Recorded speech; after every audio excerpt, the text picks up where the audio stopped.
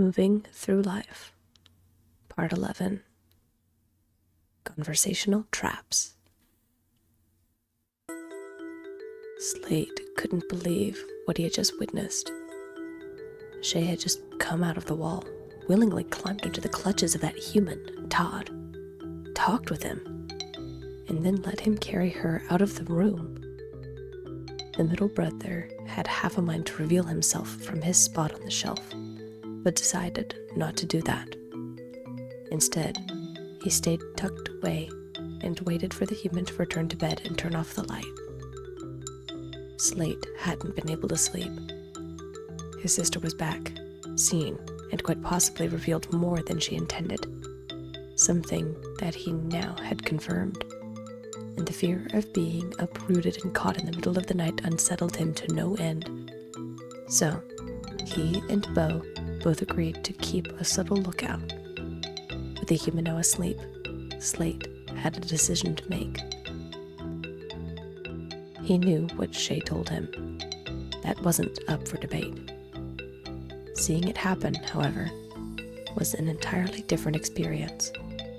Slate hadn't heard everything that his sister said, but he could easily pick up the human's words. Humans were clumsy and loud, even when they were trying to be quiet. What he heard, Todd sounded concerned for Shay, something that was extremely confusing to him. But he was also firm when he insisted she go home. Slate imagined that if a human were interested in keeping a borrower, that they wouldn't allow them to leave, or at the very least convince them to stay. Maybe it was a trick? Maybe he wanted to lure her into a false sense of security.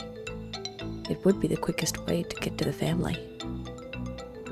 Still, Todd was careful with his little sister, and she didn't seem to be in distress.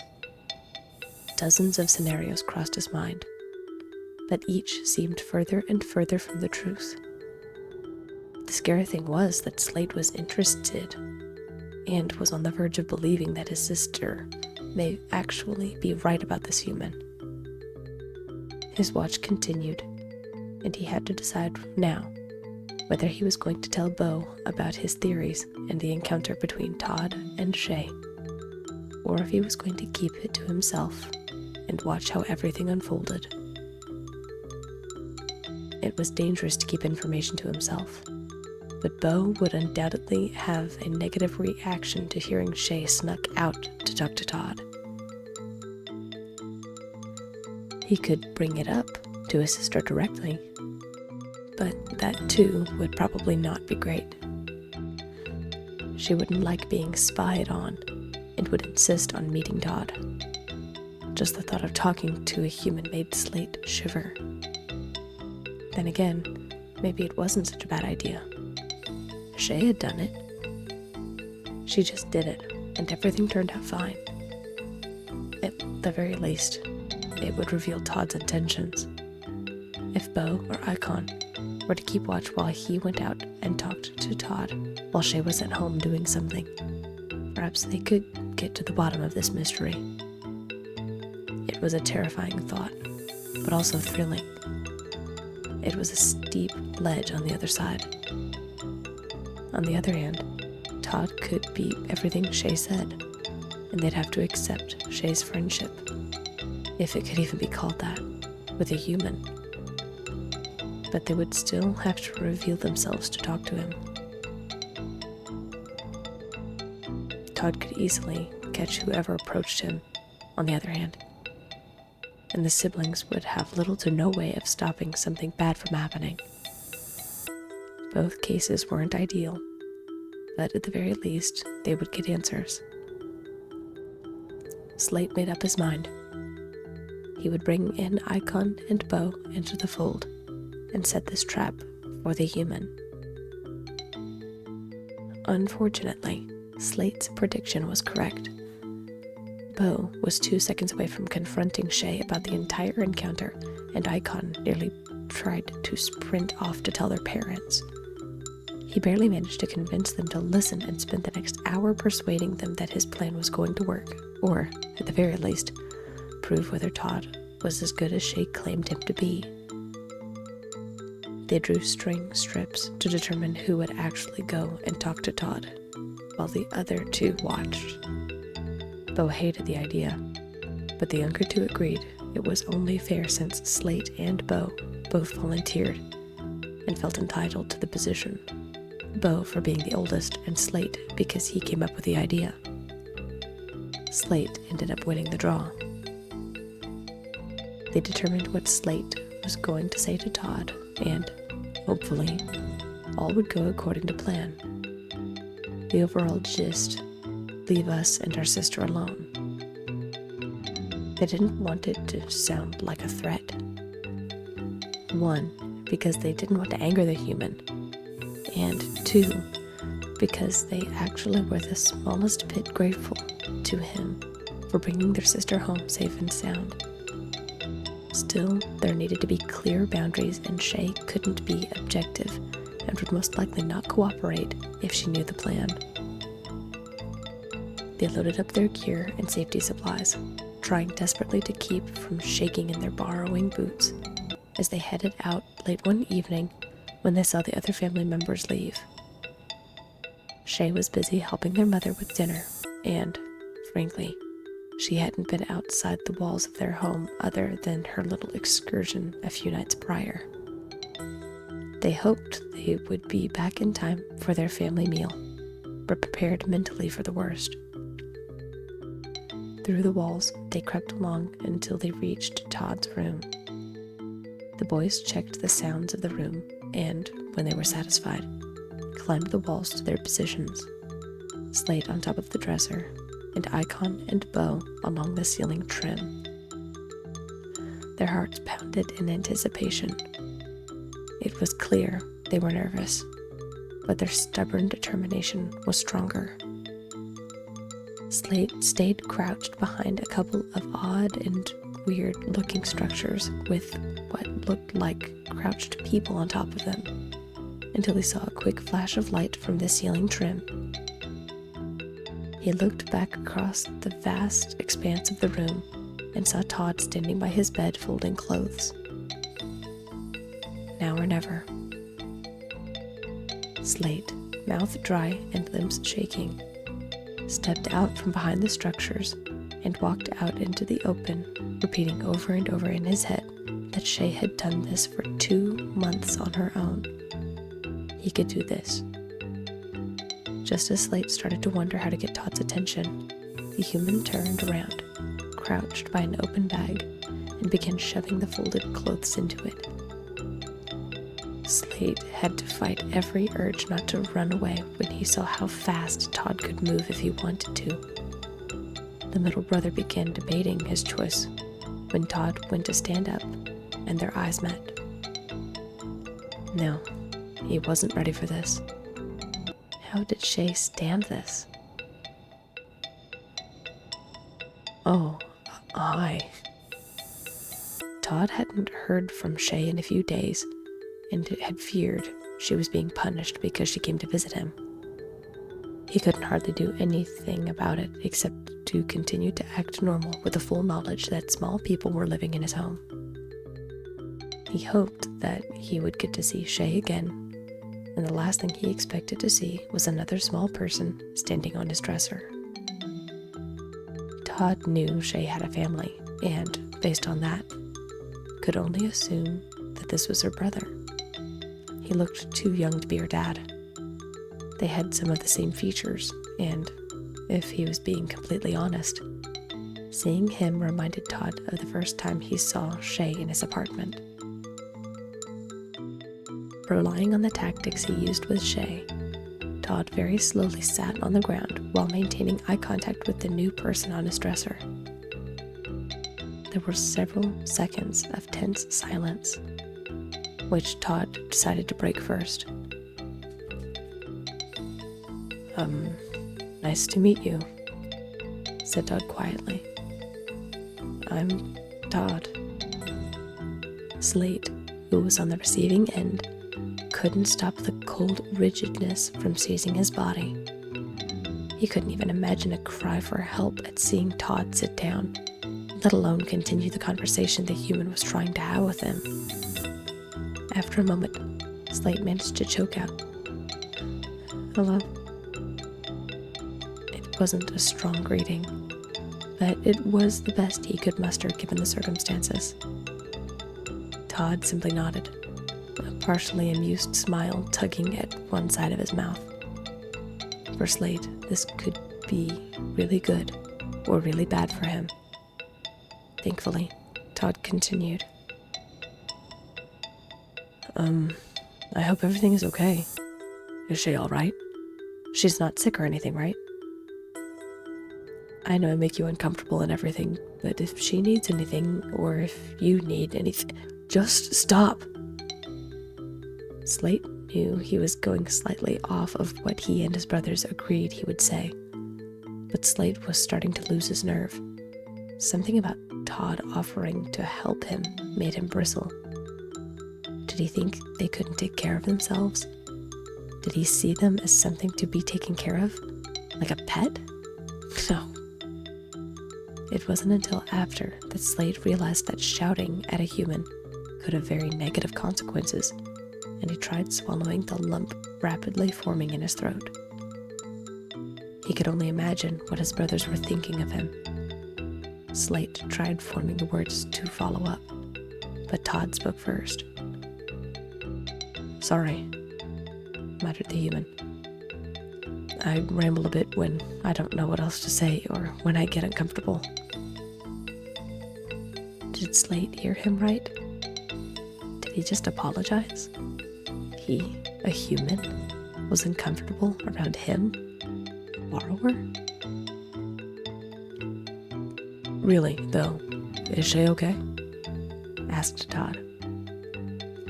Slate had to go back to the original plan, the things he and his brothers planned for. Slate coughed nervously a couple of times before nodding. "Yes, she is fine. I wanted to thank you, for bringing her home safe."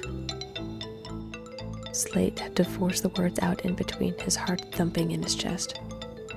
He couldn't help but pause for a breath every once in a while to keep himself calm. His sister definitely had more gall than he credited her with for talking with a human for more than a few seconds. Slate kept a watchful eye on Todd to make sure he wasn't grabbing anything like a jar or a bag to capture him with. Nothing. In fact, the only thing Slate noticed about Todd was the thoughtful smile that crossed his face, and nodded slowly while shoving his hands in a middle pocket on his hoodie.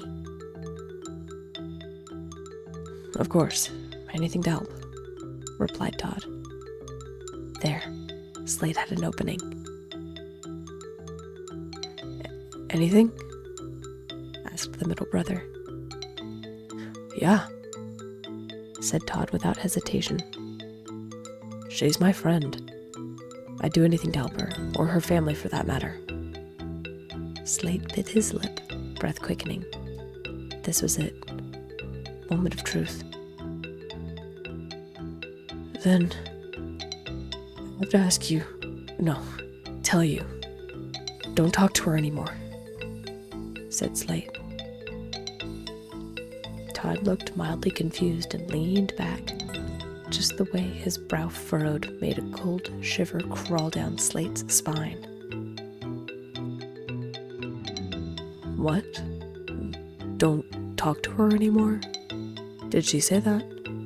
asked Todd. The young adult felt taken aback by this new small person's request. Slate, in the meantime, felt panic rising like acid in the back of his throat. This felt like a mistake. Why had he suggested this? Why was he doing this? He steeled himself and looked back at Todd. If he was going to determine the human's intentions, he needed to provoke him. "No, she didn't say that. I'm saying that. I'm telling you to not talk to my sister. You're a human, and that means you're dangerous. You're probably trying to trick her anyway. It's what you humans do. You lure us out into your traps and then keep us as pets. No, not today. Not to my sister.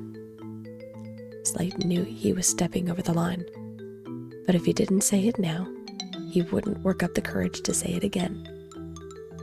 Unfortunately, it looked like his plan was working. Todd leaned forward, eyes narrowed and jaw tighter than before, as he seemingly stared into Slate's eyes. If this were a standoff, Todd was obviously winning.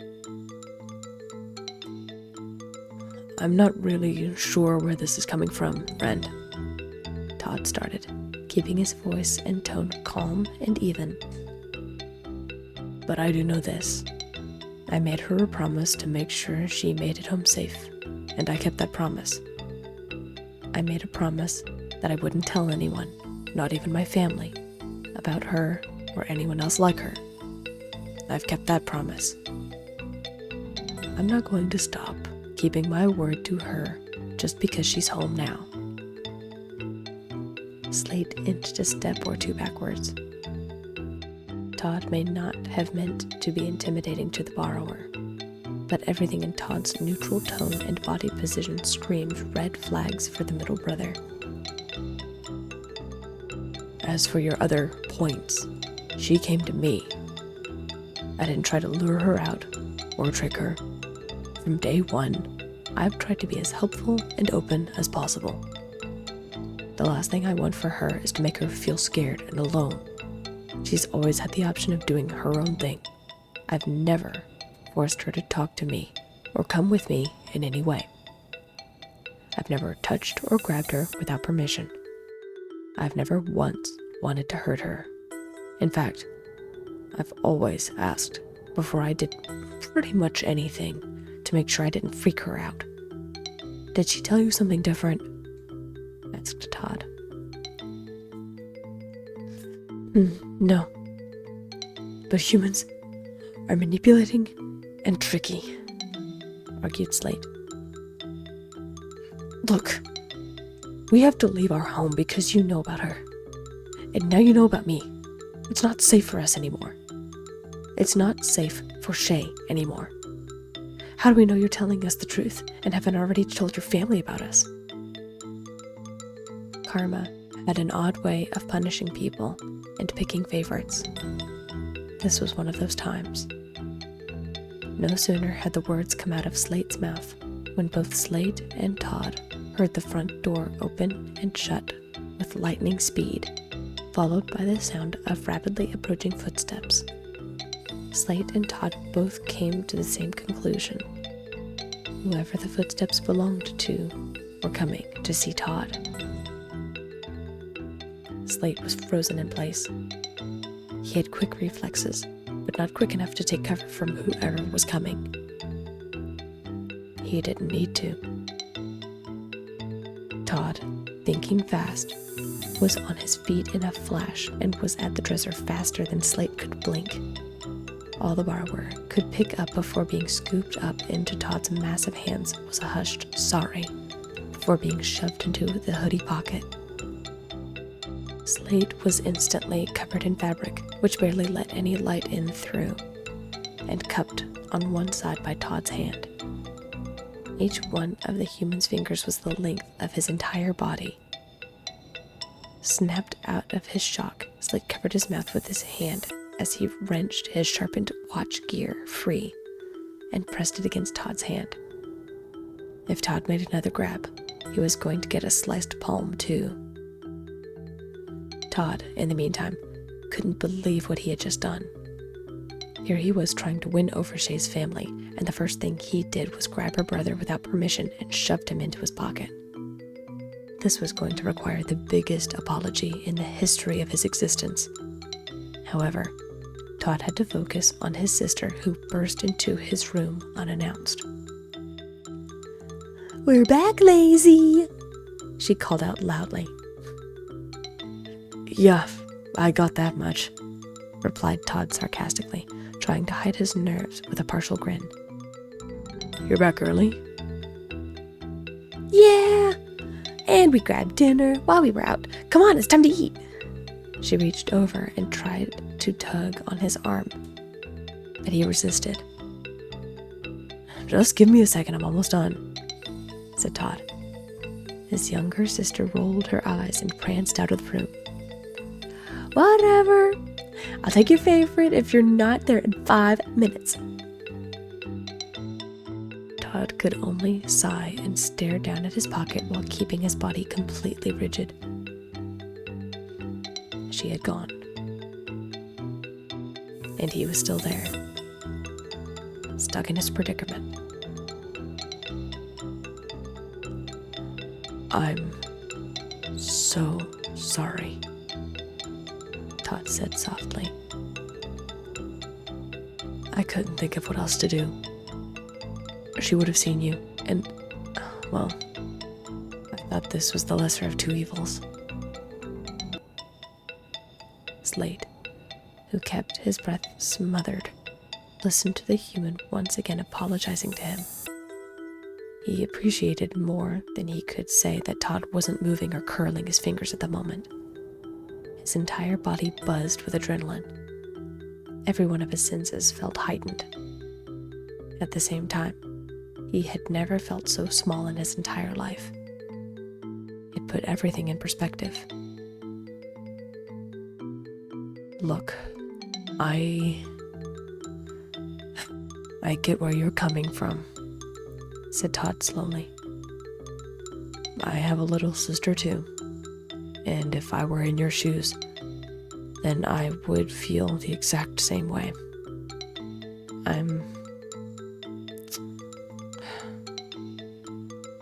I'll trust you on this. I don't agree with telling me not to talk to Shay, but I can do what I can to respect your wishes." At this, Slate's ears pricked up. "You will?" he asked, realizing a moment later that his voice was probably muffled by the pocket. Evidently, Todd heard him. "Yeah.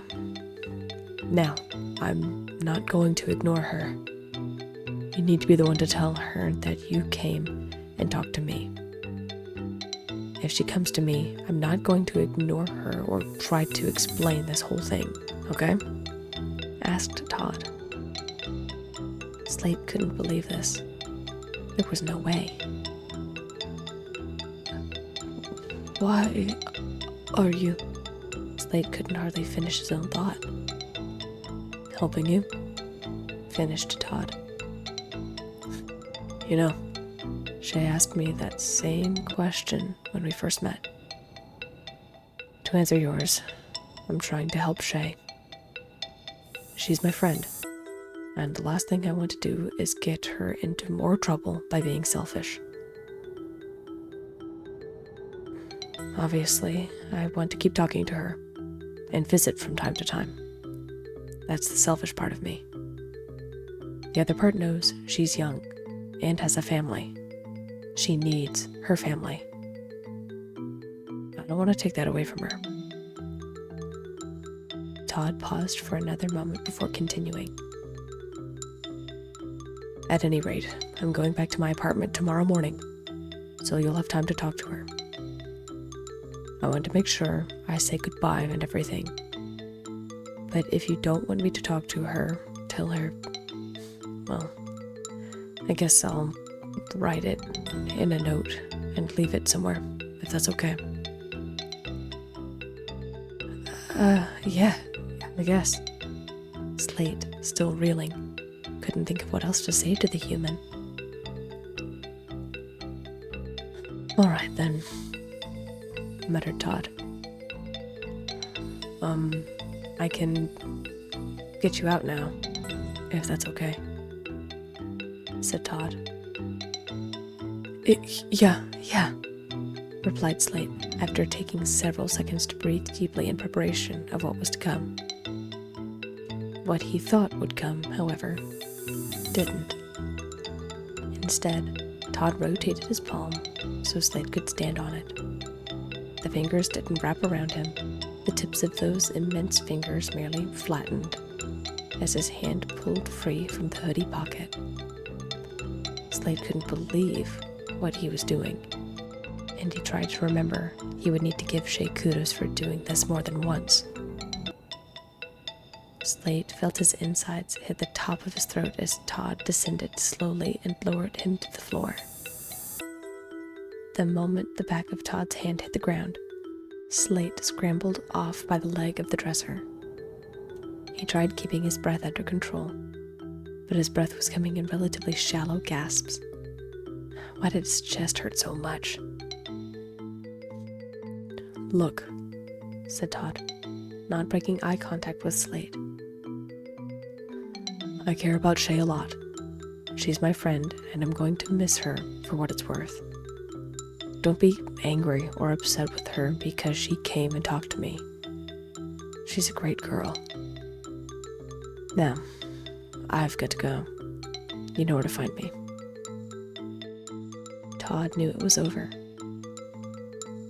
He knew there was no chance of this new person taking his message to Shay. There was going to be little to no chance of this whole interaction getting back to his friend. His argument was long. There was little to no chance this new person would take his feelings into consideration. Todd wouldn't get to see Shay again. His fears began to overwhelm him as he left the room to go to dinner. The argument, however, wasn't lost on Slate. If anything, it strengthened the human's argument. Todd didn't want to hurt Shay. Todd didn't want to hurt the family. He was telling the truth, and now Slate had witnessed it firsthand. After a minute of Todd being gone, Slate gathered his thoughts and headed into the walls, wondering now what he was going to tell his brothers and how this was going to proceed.